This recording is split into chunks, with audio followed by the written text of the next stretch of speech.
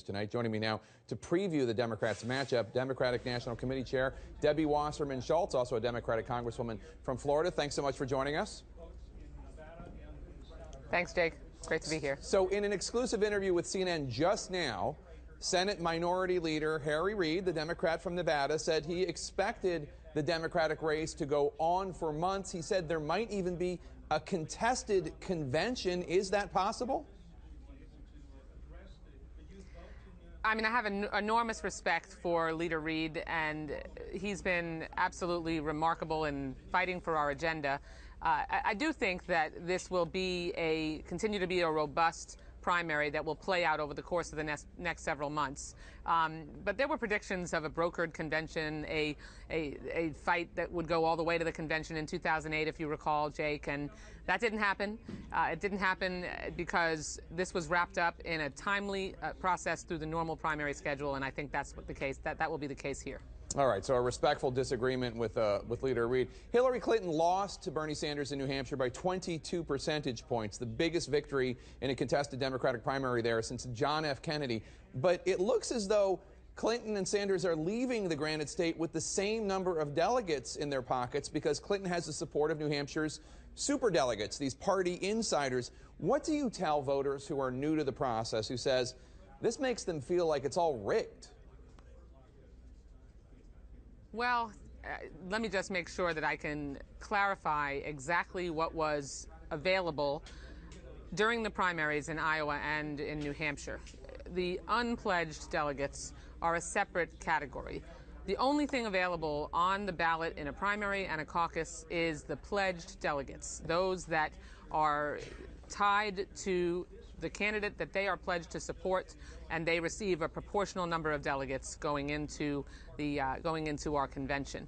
Unpledged delegates exist really to make sure that party leaders and elected officials don't have to be in a position where they are running against grassroots activists. We are, as a Democratic Party, really highlight and emphasize inclusiveness and diversity at our convention, and so we want to give every opportunity to grassroots activists and diverse, committed Democrats to be able to participate, attend, and be a delegate at the convention. And so we separate out those unpledged delegates to make sure that there isn't competition between them. I'm not sure that answer would satisfy an anxious young voter, but let's move on.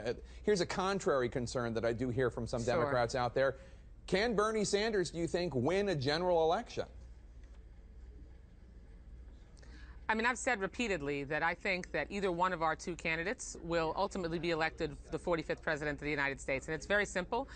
Look at the insult fest that is going on the other side of the aisle that occurs at every one of their debates. At our debates, you have substantive, deep dive discussions about how to build on President Obama's legacy of 71 straight months of job growth in the private sector, cutting our deficits by nearly 3/4, 19 million Americans who now have health insurance. And the distinction between Hillary Clinton and Bernie Sanders is really on how to continue to move in the direction to help more people reach the middle class. And that, compared with the backwards direction that Republicans would take us, all of them have hugged the most extreme right wing of their party, would take away health care, would turn Medicare into a voucher system, would roll back all the economic progress and take care of the wealthiest, most fortunate Americans.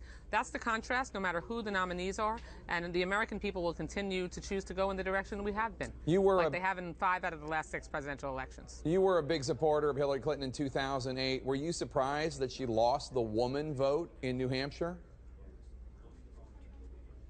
You know, it's not for me in my role as National Party Chair, Jake, to be handicapping or analyzing the results of our primaries. What I am thrilled about is that if you look at the 11 and then 8 Republican candidates who drove voters to the polls and had record turnout, our candidates also, although there were only 2 really driving voters to the polls, nearly equaled the record turnout that occurred on the Republican side. And so that shows you what kind of enthusiasm and organization we have.